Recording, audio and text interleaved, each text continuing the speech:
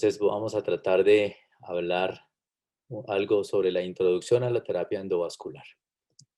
Esto es más o menos el plan de trabajo que vamos a llevar durante los siguientes minutos. Es un plan de trabajo largo. Vamos a hablar de diferentes definiciones, fisiopatología y en especial de los dispositivos, demostrando cómo funcionan, cuáles son sus características en general y casos de algunos de ellos para poder ilustrar y a los que no tengan mucho conocimiento en ellos o mucha experiencia, poder ver algunos casos interesantes. La definición de aneurisma, pues, es una dilatación que es localizada permanente de una arteria en más del 50%, comparado con la edad y el género correspondiente, o con un segmento proximal que sea sano. La definición de arteriomegalia es una dilatación difusa que compromete varios segmentos de arterias. Por ejemplo, se puede tener una arteriomegalia de 4 centímetros, toda la arteria, y eso no será un aneurisma, sino una arteriomegalia. Si hay una dilatación localizada y permanente que sea menor del 50%, se denomina ectasia. Entonces vamos a dedicarnos al primer punto de ellos. Para saber cuál es la dilatación al 50%, pues hay que conocer cuáles son los diámetros de todas las arterias. Este es un gráfico que ilustra, después de muchos análisis de muchos pacientes normales, cuáles son los diámetros en Estados Unidos, por ejemplo, de la aorta torácica, entre 20 y 28 milímetros, y en la aorta abdominal entre 10 y 24 milímetros. Entonces, dependiendo de los diferentes pacientes, tendremos que un aneurisma correspondería en tórax, algo más mayor de 30 a 42 milímetros, y en abdomen entre 15 y 36 milímetros. Esto para tener datos claros sobre lo que es. Epidemiológicamente, en Estados Unidos, hombres mayores de 65 años, prácticamente el 10% de los hombres mayores de 65 años tienen un aneurisma aortoabdominal. Obviamente hay que tener factores predisponentes para desarrollarlo, como son la información genética, la edad, la aterosclerosis, especialmente el tabaquismo, y problemas pulmonares como enfisema, que están relacionados con el cigarrillo, y la hipertensión arterial. Sin ninguna duda, el cigarrillo es la base en la cual esta información genética desencadena un aneurisma de aorta abdominal. Hay otros factores epidemiológicos asociados, como los que están ahí ilustrados, que pues no los voy a leer porque no vale la pena, pero sí voy a leer algo de la fisiopatología. Es interesante cómo la aorta abdominal infrarrenal, aunque es de toda la aorta, que va desde la válvula hasta las ilíacas, tiene ciertas características histológicas diferentes, como son, por ejemplo, tener un bajo contenido de elastina. Tiene menor elastina que el resto de la aorta, menores vasa vasorum, tiene mayor tensión, y por ser en la zona de la bifurcación hay turbulencia en esa zona que genera algo de estrés en la pared. Esto es una aorta normal, pero cuando empieza a formarse aterosclerosis en la íntima de la aorta, si existe algo de predisposición genética, hay remodelación arterial, este estrés de pared o esta presión sobre la pared favorece e incrementa la injuria y la isquemia sobre los músculos lisos. Empiezan a generarse liberación de péptidos vasogénicos, hay un bajo grado de inflamación de la pared aórtica, y en algunos casos pueden haber microinfecciones a nivel de la íntima que van a favorecer el desarrollo del aneurisma. Empieza, como todo proceso inflamatorio, a generar neovascularización, a formar un proceso inflamatorio sobre la túnica media, ya no solo la íntima, sino empieza a comprometer la media. Ello empieza a generar proteínas elastolíticas, destruyendo aún más la elastina, que era de por sí disminuida. Empiezan a migrar los linfocitos y los macrófagos a través del endotelio, y empieza a propagarse esta respuesta de la pared aórtica, produciendo citoquinas elevadas, macrófagos con citoquinas tisulares, y empieza a degradar la matriz de proteína. Esto ya empieza a generar una dilatación aneurismática. Primero una ectasia, después una dilatación. Esto hace que el músculo liso empieza a depletarse, se degrada todavía más la matriz de la pared aórtica, que empieza a reemplazarse por una elastina de mala calidad y es una pared débil que con la turbulencia de la bifurcación se va a empezar a dilatar. Y esta dilatación va a ser progresiva, generando un riesgo de ruptura indudable. Eso es básicamente lo mismo, una predisposición genética asociada a unos factores de riesgos y un círculo vicioso de mecanismos proteolíticos, respuesta inmune, mediadores inflamatorios, factores biomecánicos que generan liberación de radicales libres y empieza a cambiar una pared aórtica absolutamente sana por una pared aórtica adelgazada con destrucción de elastina, macrófagos activos, linfocitos, neovascularización y destrucción de la pared, adelgazándola y generando la dilatación. Morfológicamente los aneurismas son de dos tipos, el fusiforme, en el cual es muy homogénea la dilatación. Esto ayuda a que la turbulencia que se produce en esta zona sea muy homogénea. Los aneurismas saculares, esto es una exageración de un aneurisma sacular, pero aquí va a generar una gran presión en esta zona, porque en esta zona, en la pared sana, el flujo va a ser laminar y aquí va a ser turbulento, generando una gran presión sobre la pared. Es por ello que los saculares se rompen más fáciles que los fusiformes. Esta es la distribución en frecuencia de los aneurismas en diferentes lugares. Los aneurismas abdominales y toracoabdominales son bastante frecuentes en nuestra población. Se diagnostica, evidentemente, palpando el abdomen. Una masa de estas pues tiene que ser palpable, no puede uno ignorar que tiene un aneurisma. La ecografía indudablemente es un elemento muy económico de tamizaje para definir si hay un aneurisma. Radiografías de abdomen como esta, por ejemplo, tomada por una patología de columna, pero que le encontraron esto. Este paciente le estaban sospechando que tuviera una radiculopatía por el dolor y lo que tiene un aneurisma en inminencia de ruptura. Y la resonancia magnética y el TAC son sin ninguna duda, especialmente el angioTAC, la base de nuestro tratamiento. Es una resonancia que no es tan bonita, pero en algunos casos puede llegar a ser necesaria tenerla que utilizar. ¿Cuándo hay que operar? Dependiendo del tamaño, la morfología del aneurisma, el crecimiento, el riesgo de ruptura, el riesgo del procedimiento también, la expectativa del paciente y la decisión del paciente. Hay pacientes que definitivamente no desean operarse. Esta es la tabla típica que publican en el libro de Rutherford, en el cual los diámetros se correlacionan con el riesgo de ruptura por año.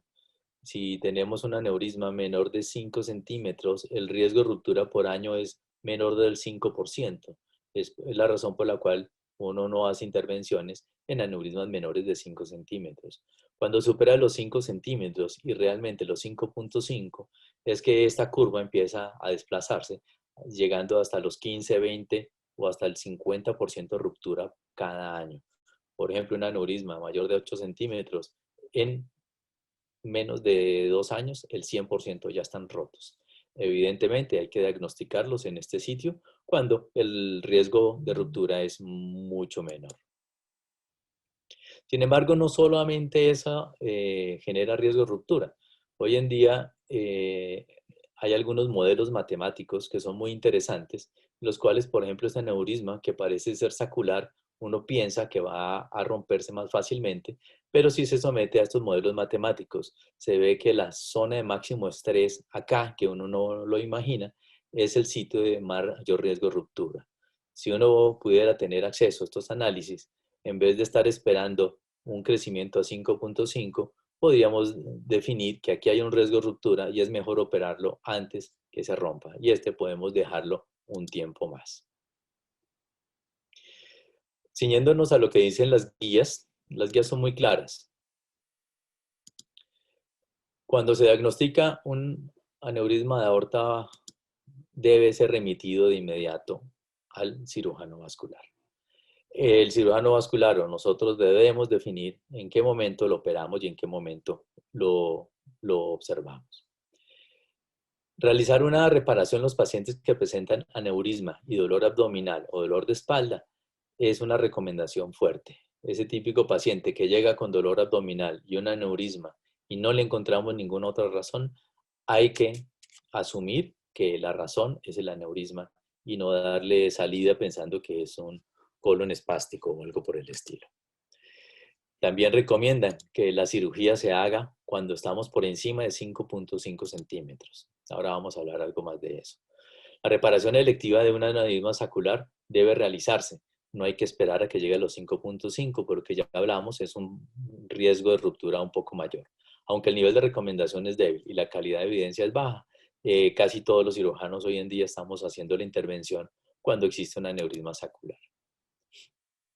En las mujeres se ha bajado el límite quirúrgico de 5, entre 5 y 5.4, porque las mujeres tienen un índice peso, talla, diámetro de aorta y diámetro de aneurisma menor que un hombre. Por lo tanto, se opera con unos 5 milímetros más bajos de diferencia. Las guías NICE, que son muy interesantes porque nos hablan mucho de lo que los ingleses son un poco menos agresivos en el manejo, y las guías NICE hablan de esto. Los aneurismas rotos, obviamente hay que operarlos. Los no rotos, hay que operarlos cuando estén sintomáticos, cuando midan más de 4 centímetros con crecimiento de más de 1 centímetro por año, o en los asintomáticos mayores de 5.5. Son prácticamente la misma consideración de las guías americanas. Sin embargo, ellos hablan mucho de definir la morfología del aneurisma, la edad, la expectativa de vida, que es algo realmente muy subjetivo, aunque hay tablas para hacerlo, y la iniciativa vascular también da unas tablas interesantes sobre la expectativa de vida. Cómo está el estado físico del paciente, si uno asume que puede tolerar o no la cirugía, y cualquier otra condición especial del paciente, por ejemplo, un cáncer que no esté controlado. Yo creo que esos pacientes que tengan una expectativa de vida menor de 2 años por su patología, probablemente es mejor no intervenirlos, sino dejarlos en observación. Ese es el concepto de las guías NICE. Cirugía abierta, pues no la podemos olvidar. Lamentablemente hoy en día los residentes tienen mucho menor acceso a la cirugía abierta que a la cirugía endovascular, pero no la podemos olvidar. Ahí está prácticamente una descripción quirúrgica de lo que es una cirugía abierta. Y voy a pasar rápidamente algunas fotos de algunos casos que hemos tenido, en los cuales es muy importante saberlo hacer, porque cualquier paciente en cualquier momento se vuelve necesario tenerlo que abrir. Esos son algunos pacientes de algunas intervenciones que hemos hecho y que definitivamente la cirugía abierta no se puede olvidar. Tiene la ventaja de, por ejemplo, hacer reimplantes de mesentérica o de renales en casos especiales. Otra cosa que es un término que me gustó mucho, algún día lo escuché en una charla, y es la cirugía vascular AP y la cirugía vascular DP. Yo creo que hay una línea que hace 2 días se celebraron los 30 años de esa línea, y es la cirugía vascular antes de Parodi y después de Parodi. Es indudable que si no se hubieran desarrollado estas prótesis, y este es el artículo original publicado en el 91, probablemente no estaríamos sentados aquí hablando y estaríamos haciendo mucha cirugía abierta. Sin embargo, aunque él lo publicó en el 91, el doctor Bolodos publicó en el 88 un caso muy parecido con una prótesis también cosida a mano de las mismas características que prácticamente tenemos hoy. También son Z-stents como los tenemos en Cook. Endoprótesis, pues bueno, hay muchas, diferentes marcas, diferentes estilos, diferentes indicaciones. Algunas son buenas, algunas son mejores, algunas son peores. Yo creo que todas estas prótesis tienen su indicación y hay que conocerla y hay que saber elegir la mejor prótesis. Sin embargo, en aneurisma roto, si hay algo que ha cambiado la cirugía de aorta abdominal o la cirugía endovascular de aorta abdominal, es en el aneurisma roto, que gracias al cigarrillo es que podemos hablar de esto. ¿Cuál es la triada diagnóstica? Dolor abdominal, masa pulsátil, e hipotensión. Usualmente es shock o es un síncope, y eso es un paciente con aneurisma roto hasta no demostrar lo contrario. Esta es una cirugía de un aneurisma abierto. Hay que entrar al aneurisma a través del hematoma. Hay muchas maneras de hacerlo. Esta es la manera como lo hago yo. Llego directo a la ruptura, la clampeo con los dedos y hago un clampeo por dentro con una sonda de Foley. De esta manera se puede controlar el sangrado para poder hacer una disección menos riesgosa del cuello.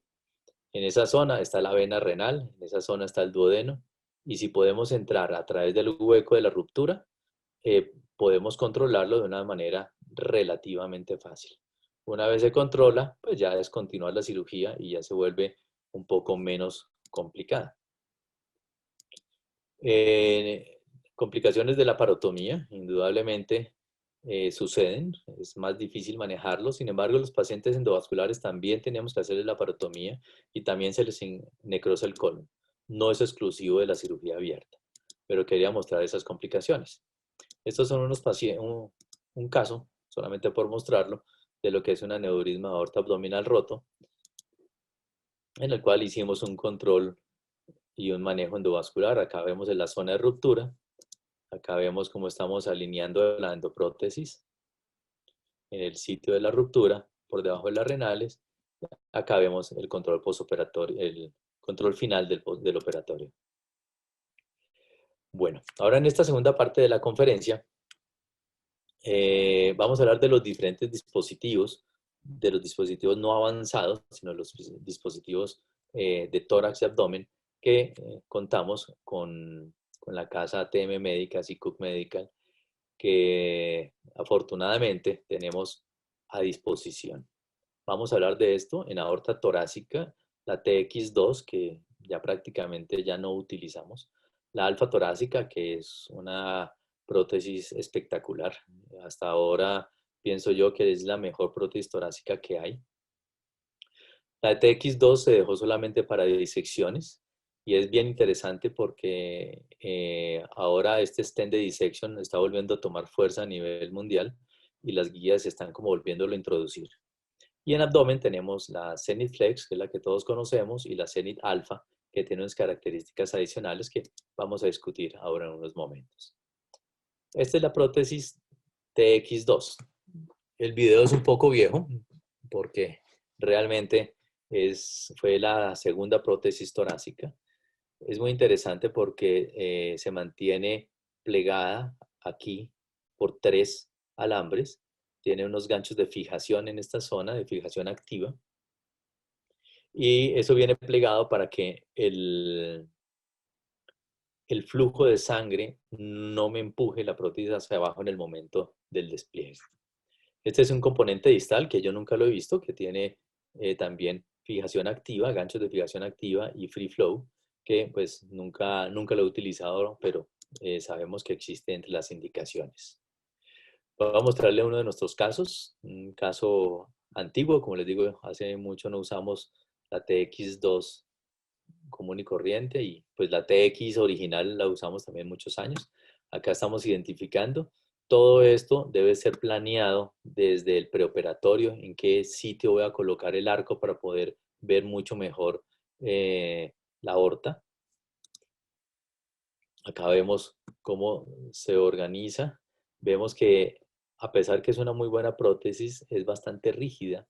Eso ha mejorado con las últimas, pero esta prótesis era bastante rígida en este punto. Acá tenemos el momento del despliegue.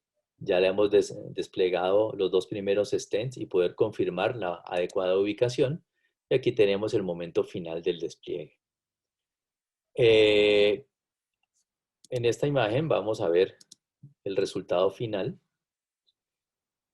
Aunque es una de las mejores prótesis que había en el mercado en ese momento, tenemos este inconveniente y es el pico de pájaro, que se forma con cualquiera de las prótesis hasta ese momento. Es por ello que Cook tomó la decisión de modificar esta prótesis y hacer una prótesis de menor perfil muchísimo más flexible, muchísimo más fácil de acomodar a los ángulos de la aorta y que tiene unas características especiales. Los stents son mucho más abiertos, el gap entre stents es mucho más grande, lo cual la hace mucho más flexible. Tiene las marcas de oro como se ven acá, vienen cosidas a mano y este es el dispositivo de despliegue. Lo traigo para mostrar algunas cosas. Esta es la válvula, aquí indica que está abierta, acá que está cerrada. Acá tenemos el dispositivo de despliegue. Se despliega con un pullback común y corriente. Cuando terminamos el pullback y vamos a liberar, soltamos este aro y giramos esto para liberarlo. Acá son las indicaciones de uso, en el cual tenemos que ceñirnos al máximo posible de las indicaciones de uso. Es indudable que los fracasos dependen mucho desde la elección del paciente. Y si nos vamos por encima de las indicaciones de uso, sabemos que tenemos un mayor riesgo de fracasar. Hay una grandísima cantidad de prótesis disponibles en tamaños, en longitudes, y tenemos unas prótesis que vienen taper, quiere decir que aquí tiene un diámetro y abajo tiene 4 milímetros menos de diámetro. Es muy importante, sobre todo cuando tenemos que terminar en una prótesis, en una aorta, perdón, abajo, que no vaya a tener mucho sobredimensionamiento.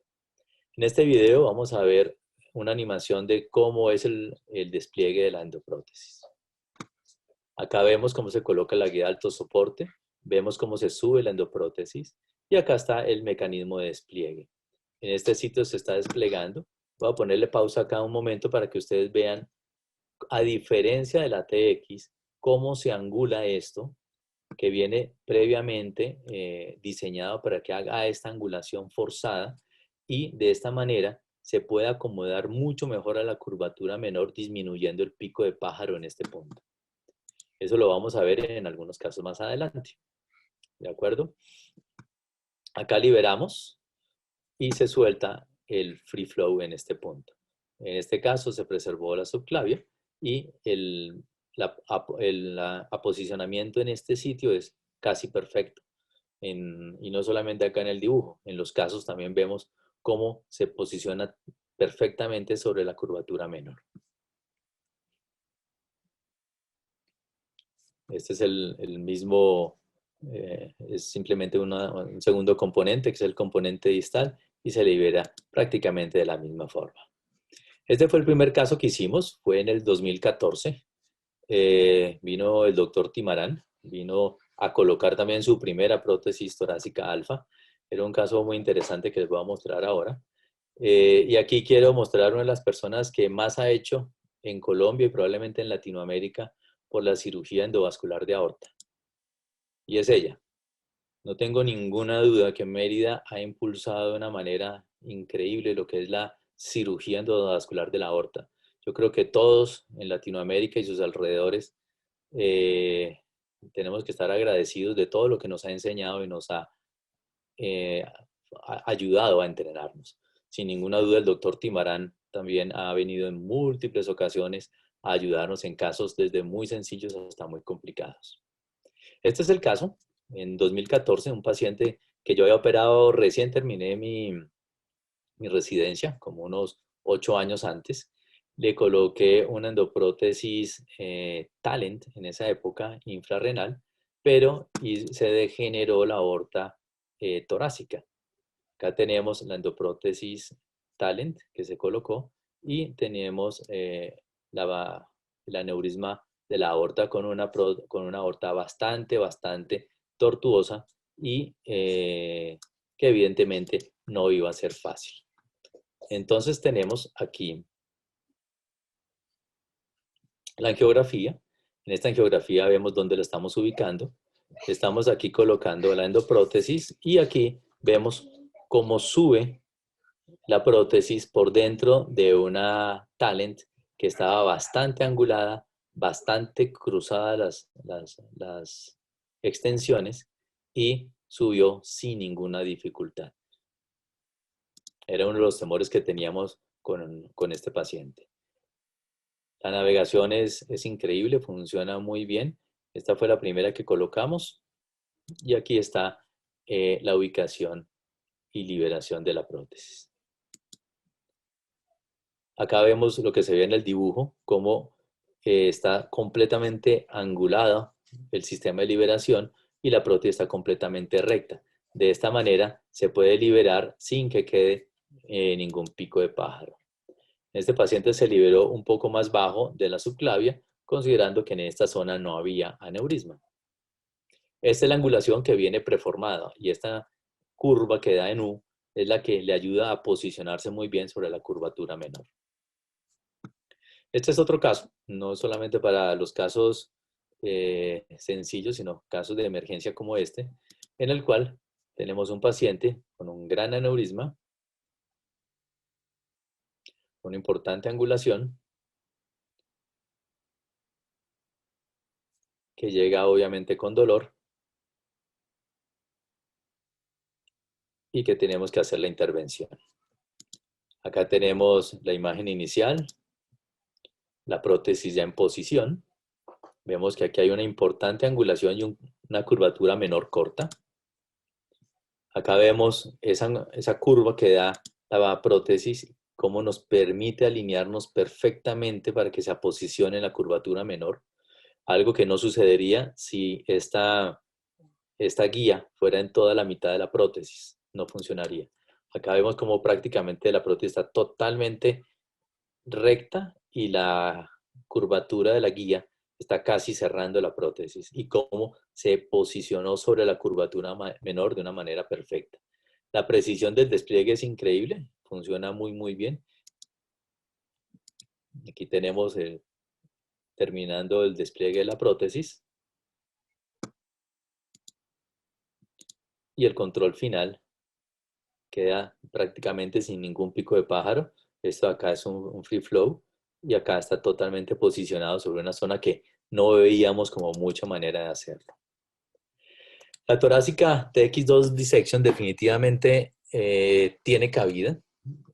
Usualmente, para los que no la conocen, es una prótesis sin free flow, sin ganchos de fijación, porque se utiliza para disección.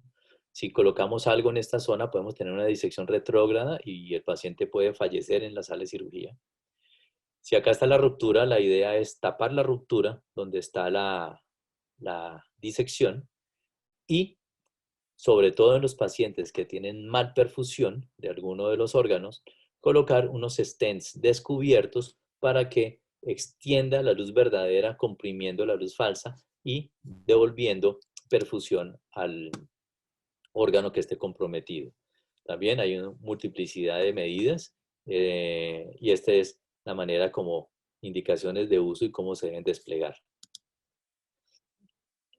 El stent descubierto tiene esta característica, tiene esta tapa acá y esto que es diferente a la prótesis, porque pues no vamos a cometer el error de desplegar unos stent descubiertos en una prótesis que sea, en un aneurisma que no lo vaya a cubrir. Aquí es una animación en la cual vamos a ver cómo funciona este sistema de dissection. Acá está representada el TIR de entrada o la ruptura endotelial, donde se genera la disección hacia abajo. La guía de alto soporte, donde navegamos el dispositivo. Como es una TX2, no es tan flexible como la alfa, pero tiene un despliegue bastante preciso. Este hilo de acá ayuda a mejorar el posicionamiento sobre la curvatura menor, disminuyendo el pico de pájaro. Ese hilo de ahí es lo que se denomina el proform.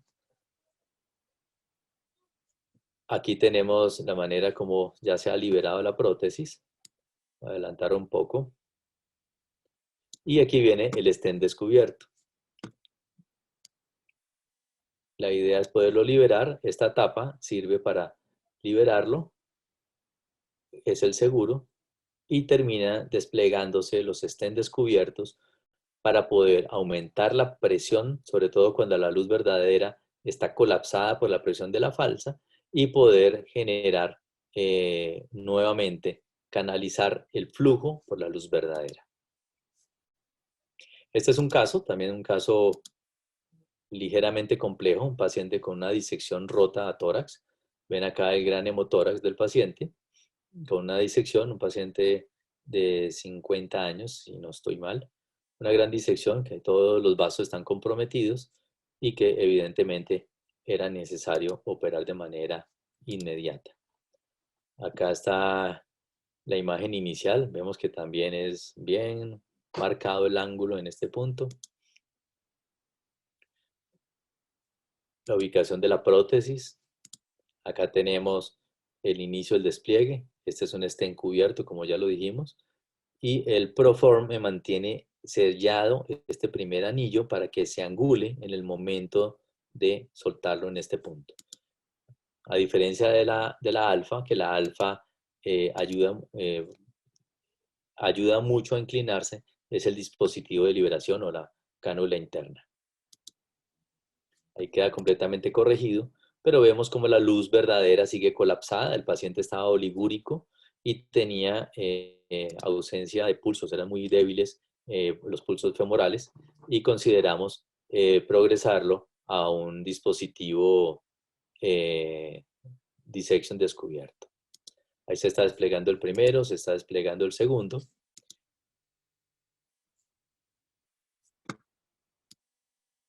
Se ve prácticamente igual, pero no tiene tela.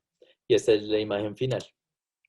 Ahí tenemos la imagen final, como vemos como evidentemente sigue la disección, que pues la idea no es tapar la disección por completo, sino la idea es que esa disección no presuriza la luz verdadera y se colapse.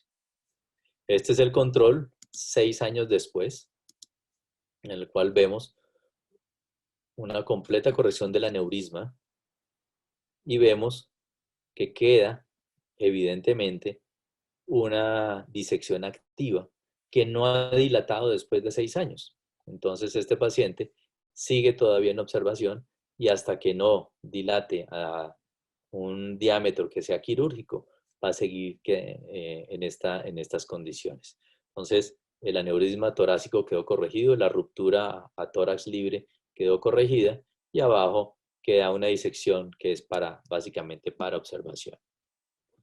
La Zenith Flex, no voy a extender mucho en ella, que es la que usamos más frecuentemente. Tiene sus indicaciones de uso, como siempre, tratar de mantenernos dentro de las indicaciones de uso es muy importante. Les traigo una animación de cómo funciona la flex abdominal, la Zenith Flex. Se pasa primero una guía de alto soporte, para poder ascender la prótesis, se ubica a nivel infrarrenal. Por el lado izquierdo, obviamente, está el catéter pigtail para hacer los controles angiográficos. Esto es solamente una ilustración. Se libera el free flow, se canaliza la rama contralateral, se colocan estas extensiones, que son extensiones mezcladas de acero en los stent extremos y nitinol a manera de helicoidal, con lo cual ha mejorado de una manera dramática la adaptabilidad en las ilíacas tortuosas y pues no hemos vuelto a tener ningún tipo de oclusión, porque cuando eran stents sueltos en acero, tuvimos algunas oclusiones de las extensiones. Acá se adapta muchísimo mejor. Después de liberar, se mete un balón coda, haciendo expansión de los extremos, zonas de aterrizaje de la prótesis y de overlap o de sobreposición, como son estas, y simplemente se termina el procedimiento. También hay múltiples medidas. Este es el dispositivo de liberación. Como lo veíamos en el gráfico, esta es la válvula, este es un peel away que se debe retirar para desplegarlo, aunque a veces es conveniente, sobre todo si es muy tortuosa o hay una angulación importante, facilita para que se libere por un pullback el introductor y hace que sea un poco más suave la liberación. Tiene 2 seguros y este es un seguro de la inner cannula. Todos estos pasos hay que aprenderlos de manera mecánica. Primero se libera uno, se libera el otro y como lo vimos en el gráfico, termina liberando el top cam. Y la otra prótesis abdominal es la Zenith Alpha. Es una prótesis que tiene un perfil muchísimo menor una flexibilidad muchísimo menor y que tiene una adaptabilidad a las curvas de la aorta y de las ilíacas muchísimo mejor. Ese es en nitinol. Lo mismo los stents son más corticos y el gap es mucho más largo. Eso le permite mayor flexibilidad. La corona es mucho más larga, es un poco más rígida de lo que es la Zenith Flex, pero es un poco más larga y viene en una conformación un poco diferente, viene así como unos ganchos abiertos.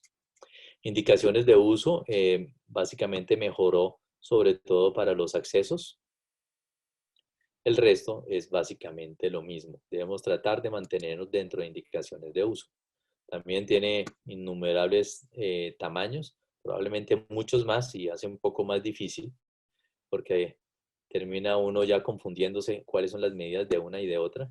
Esa es una de las cosas que se nos complican a veces. Y este es el sistema de liberación con las mismas rueditas que tenía la alfa torácica. Esta es una ilustración de cómo es la liberación de la prótesis. El mismo mecanismo, se sube una guía, un catéter, se cambia por un alto soporte, se asciende la alfa abdominal,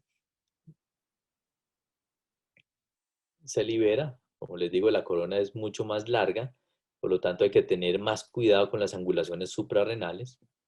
La liberación es muy precisa, sin embargo voy a hacer una pausa acá para mencionar algo que nos ha pasado y es que cuando se libera el top cap, perdón, este no tiene top cap sino está agarrada de la punta de la prótesis.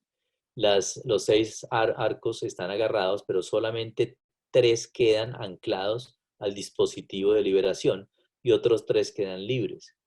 Usualmente nosotros las otras prótesis las colocamos, empezamos a liberar por encima de los renales y la empezamos a bajar para que se acomode. En esta prótesis me ha pasado en 2 ocasiones que el gancho que ya se liberó se ancla en la aorta. Entonces no podemos hacer esa técnica de liberarla más arriba de las renales porque se puede anclar en la aorta y después no baja. Toca básicamente rasgarla para poderla acomodar sin ocluir las renales. Entonces esto es algo importante en la alfa abdominal para tener en cuenta. No se puede liberar como las otras, ocluyendo las renales y bajando, sino hay que liberarla a ras. Tiene la ventaja que la liberación es extremadamente precisa y es muy lenta porque finalmente se libera casi como un filtro de vena cava, que se liberan 3 ganchos primero y después los otros 3. Entonces es bastante precisa su liberación. Entonces continuamos el paso a paso. Aquí se libera un seguro. Acá está lo que yo les decía. Hay 3 ganchos libres y 3 agarrados. Se libera esa perita, se termina de liberar hasta este punto. Se canula la extensión o la rama contralateral. Subimos la extensión contralateral y subimos la extensión ipsilateral. Tiene una característica y es que las dos deben quedar al mismo nivel. Eso hace un poco más difícil seleccionar exactamente la extensión que se vaya a utilizar. Hay que estar muy apoyado en las niñas para determinar bien las medidas. Si no fuera por ellas, probablemente tendríamos oclusiones de ilíacas o tendríamos ascenso de la prótesis dentro del cuerpo principal. Este es uno de nuestros casos de alfa abdominal. Es un caso que se prestaba para mucho cuidado, tenía una gran angulación dentro de la aorta, más que una angulación del cuello, porque el cuello está prácticamente recto, pero tiene una angulación intraaórtica muy grande, una gran tortuosidad de las ilíacas, y por eso decidimos utilizar la alfa abdominal. Acá vemos las características del aneurisma. Aunque los accesos no eran tan malos, en este paciente puntualmente tuvimos un problema de accesos, tuvimos una lesión de la ilíaca, pero la corregimos con un stent. Acá estamos haciendo la imagen inicial y la liberación. Acá vemos como ya se liberaron 3 ganchos de los 6. Por lo tanto, hay que desplegarla justo a nivel de las renales y no desplazarla. Si ustedes ven acá en esta imagen, está justo a ras de la renal y justo en ese punto quedó liberada. Entonces, es tan precisa que no se necesita hacer ese truco que usábamos antes para poderla liberar. Ahí quedó perfectamente ubicada a nivel de las renales, y este es el control final. Aquí hubo, como les dije, una lesión de la ilíaca, pero fue un problema a la entrada que lo ocluimos con el introductor. No hubo sangrado intraoperatorio, pero fue necesario colocarle un stent, por eso lo van a ver ahorita en el tag de control. Acá se ve la prótesis completamente posicionada, vemos como el aneurisma disminuyó de tamaño y vemos que no hay ningún tipo de endofuga ni ninguna alteración que nos preocupe, y como les digo, el saco ha disminuido de tamaño de una manera importante. Acá tenemos el stent recubierto que fue necesario colocar por la zona de ruptura que tuvimos. Bueno, siempre que terminamos una conferencia decimos que estos son los mensajes para llevarse a casa, pero pues como ya todos estamos en casa, los mensajes hay que grabarlos. Yo creo que como conclusión, básicamente tenemos que analizar, es que Cook se ha preocupado por resolver todos los problemas que tenemos nosotros como cirujanos para intervenir un paciente. Los problemas que veíamos con la primera prótesis de Cook Zenith, la Zenith Sola, fueron resueltos con la Zenith Flex. Los problemas de la Zenith Flex fueron resueltos con la Zenith Alpha, y en tórax exactamente lo mismo. En esta conferencia, que espero no haberlos aburrido con 91 diapositivas, en esta conferencia hablamos básicamente de tórax y abdomen. No hablamos de endoprótesis avanzadas como iliac branch o como prótesis T-branch o fenestradas o algunas de las otras que están por venir. Sin embargo, queríamos hacer en este primer evento una revisión un poco exhaustiva de lo que son ellas y mostrar algunos de los casos que hemos tenido nosotros en nuestro servicio. Muchas gracias por la atención. Espero que surjan preguntas en los siguientes minutos de la conferencia, y pues les dejo la imagen de la Clínica Colombia, sitio donde estoy trabajando en este momento. Muchas gracias a todos. Muchas gracias, doctor Mejía. Una excelente presentación como siempre. En este momento vamos a dar espacio para todas las preguntas que tengan por realizar. Sus micrófonos se van a activar inmediatamente aparezca la opción de levantar la mano. Así que adelante, pueden hacer todas las preguntas que consideren necesarias.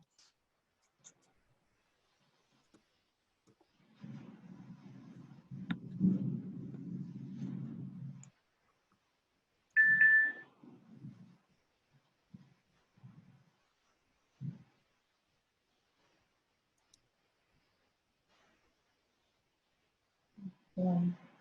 Tan larga y tan aburrida fue la conferencia que se quedaron dormidos todos. Ok, pues revisando, doctor, no tenemos solicitudes. O si desean hacer las preguntas por chat, también la pueden realizar de esa manera. Yo las transmito al doctor, no hay problema.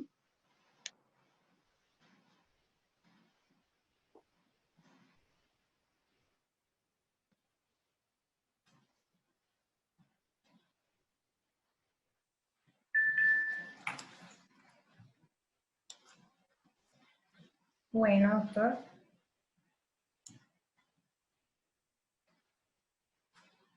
Pues, no veo ninguna pregunta ni en chat ni en nada. Definitivamente sí quedaron todos dormidos. Yo creo que la patología de aorta implica un manejo multidisciplinario. Yo creo que intentar que seamos totipotenciales y nosotros seamos los que nos dediquemos de manera exclusiva y omnipresente y omnisciente del manejo de la aorta, yo creo que no tiene ningún sentido. Hay que trabajar articuladamente con los médicos de atención primaria, articuladamente con los médicos de urgencia. Hay que trabajar muy cerca de el personal técnico de rayos X, de TAC. Por ejemplo, nosotros muchas veces tenemos problemas con que a un angioTAC lo toman con contraste oral. Hacer las reconstrucciones de un paciente con contraste oral se vuelve muy difícil. o hacen cortes cada 5 milímetros, que hacer un planeamiento se vuelve prácticamente imposible. Algo parecido sucede, por ejemplo, cuando un paciente está en urgencia y uno solicita un TAC de urgencia, muchas veces el tecnólogo o la jefe de TAC, hasta que no tenga la creatinina, no permite que el paciente lo lleven a hacerle el TAC. Yo creo que tenemos que trabajar de manera articulada. En nuestra institución trabajamos en llave muy cercana con radiología intervencionista y es indudable que ellos tienen herramientas que nosotros no conocemos. Ellos tienen algunas alternativas que nos ayudan a salir adelante en casos, sobre todo en casos avanzados. Entonces yo los invito a todos a trabajar en grupo, los invito a todos a que hagamos y adelantemos un programa y sobre todo, y lo más difícil es hacer un seguimiento de los pacientes.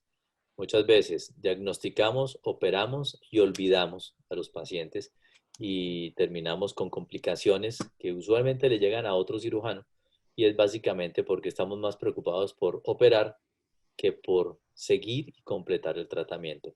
La cirugía no se acaba cuando le damos salida al paciente. La cirugía nunca se acaba. El paciente hay que seguirlo el resto de la vida. Veo una mano levantada por ahí. Sí, señor. De Higuera le menciona que dándole muchas gracias, que la conferencia estuvo excelente. Mafe Cote, bien pueda, tiene la mano levantada. Adelante con su pregunta.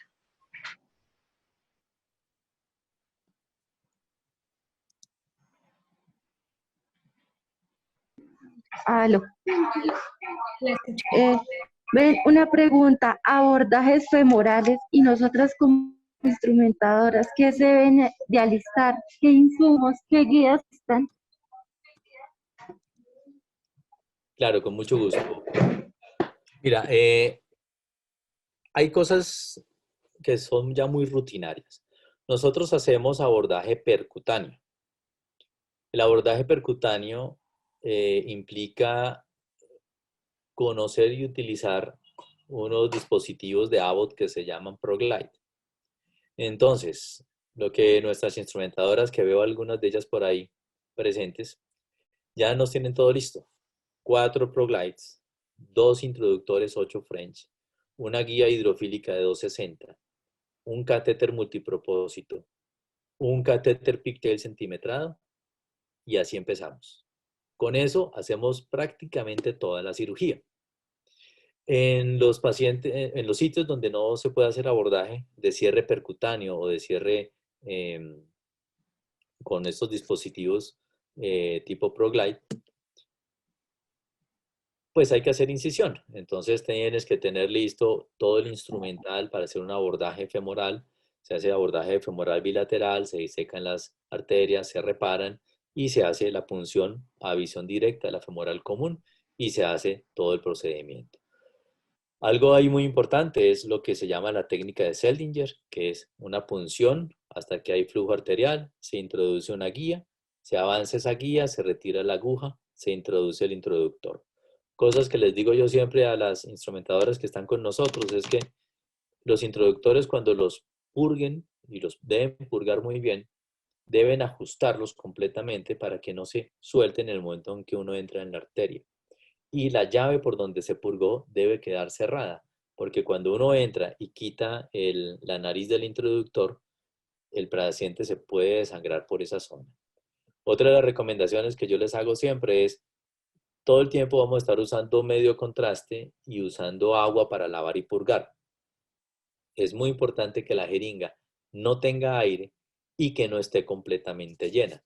Si la jeringa está completamente llena, se vuelve un inconveniente porque no tenemos cómo succionar para sacar el resto de aire que queda. Entonces, no sé si eso contesta a tu pregunta o quieres que te aclare algo adicional.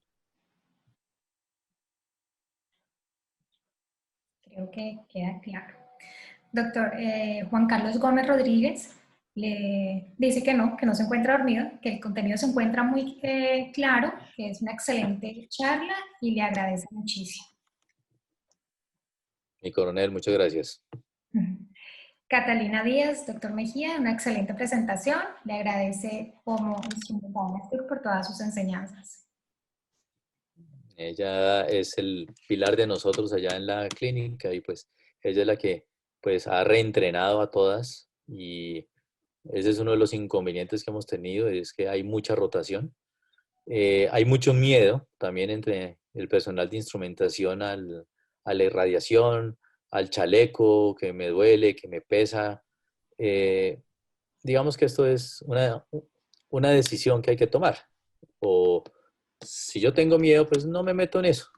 Pero si me meto en esto, pueden estar tranquilas que sí corremos riesgos, pero si nos cuidamos no nos va a pasar nada. Y con Catalina organizamos, ellas tienen un chaleco muy liviano, incluso más liviano que el de nosotros, tienen todos los elementos de protección y procuramos que se sientan cómodas para que no se nos escapen mucho y estén siempre con nosotros, que eso es muy importante. Doctor Mejía, Pilar Espinel le pregunta si las endoprótesis cambian el estilo de vida de los pacientes cuando son tratados con estos dispositivos. Tener un aneurisma de aorta abdominal es tener una bomba de tiempo en el abdomen. Una vez pasa el límite de indicación quirúrgica, hay que operarlos. Muchos pacientes que tienen aortas pequeñas, 4, 4.5, viven con un nivel de estrés muy grande porque piensan que en cualquier momento se les va a romper. Y de hecho es cierto. Por eso hay que estarlo siguiendo muy estrechamente como lo muestran las guías. En el momento en que se decide la intervención, están las dos opciones, hacerlo abierto o hacerlo endovascular. Hacerlo abierto no es malo, ni mucho menos. Implica mayor riesgo para los pacientes, eso es cierto. Implica un posoperatorio más largo y doloroso, también es cierto. Pero implica que una vez salió el posoperatorio, la posibilidad que algo fracase de ahí en adelante es mínima. Pero tiene un riesgo más grande de hacer hernias ventrales o cualquier adherencia y una obstrucción posterior. O sea, tiene riesgos inherentes a esa cirugía. Hoy en día, que lo hacemos por punción, son dos incisiones de 5 milímetros que ni siquiera le ponemos un punto. Y el paciente, a veces lo hacemos incluso con local, sobre todo los rotos, los hacemos con local. Y en la evolución posoperatoria, prácticamente al día siguiente uno dice, pues se había podido hacer ambulatorio el paciente. Yo creo que los pacientes usualmente, o nuestro promedio es tenerlos 2 días, un día en cuidado intensivo porque no tenemos intermedio y un día en habitación y se van para la casa la gran mayoría de pacientes de prótesis convencionales. Que si cambia el estilo de vida, claro, le cambia para mejor, porque el paciente ya no va a tener el susto que se le va a romper, ya no va a tener el riesgo de una eventración o una eventración, que muchos pacientes lo hacen. Lo que sí va a tener es que se crea un matrimonio entre paciente y médico, que es independiente de la EPS o de la IPS donde haya sido operado. Todos mis pacientes tienen mi número celular personal. La razón es que si cambió de EPS y en 5 años está en Medimás y no lo pueden atender, me llama y yo lo miro. Eso hace parte de lo que yo digo que la cirugía no se termina nunca. Porque hasta un 10%, entre 10 y 20% a 10 años, los pacientes requieren una nueva intervención, casi siempre endovascular. Entonces, el paciente le cambia la vida por completo porque se le salva la vida, pero tiene que estar en controles cada 6 meses y después cada año por el resto de la vida. Por eso es que todos los pacientes quedan con un contacto directo conmigo y creo que así debe ser. Doctor, tiene en el chat varios agradecimientos, felicitaciones, saludos de Jessica Gómez, Eliana Márquez, Patricia del Carmen, entre otras personas. Una pregunta de Martín Contreras. Doctor, muchas gracias por la charla. Mi pregunta es, ¿en qué casos se usan las extensiones del cuerpo y los conversores? Yo creo que eso se usan en dos condiciones. Uno, cuando nos salimos de la norma de uso. Y dos, cuando algo hicimos mal. Por ejemplo, el COF de extensión proximal se utiliza cuando quedó una endofuga tipo 1. Y la endofuga tipo 1 queda si yo planeé mal el caso. Si yo tengo un paciente con un cuello muy corto o un cuello muy amplio o un cuello muy angulado, debo utilizar otro tipo de dispositivo. No puedo en una prótesis con un cuello de 5 milímetros colocarlo y fijarlo con ganchos que a eso ahí se agarra. Lo más probable es que esos pacientes vayan a fracasar y hay que tener indudablemente un COF aórtico. Y todos los tenemos. Siempre que se opera, siempre debe tener un COF de extensión proximal. Porque en el momento de la liberación perfectamente se me bajó todo, cometí un error, se me escurrió y quedé 1 centímetro por debajo donde yo lo iba a desplegar. Entonces en ese momento le poníamos un COF y podemos corregir el problema. Y los conversores a monoiliaco realmente nunca lo he utilizado. Digamos que la única razón sería una imposibilidad de canulación, lo cual pues realmente ya no existe. Si al principio luchábamos mucho con la canulación, sufríamos mucho con la canulación, pero hoy en día tratamos de canular mucho más fácil, o hacemos un crossover, o metemos un introductor largo hasta arriba.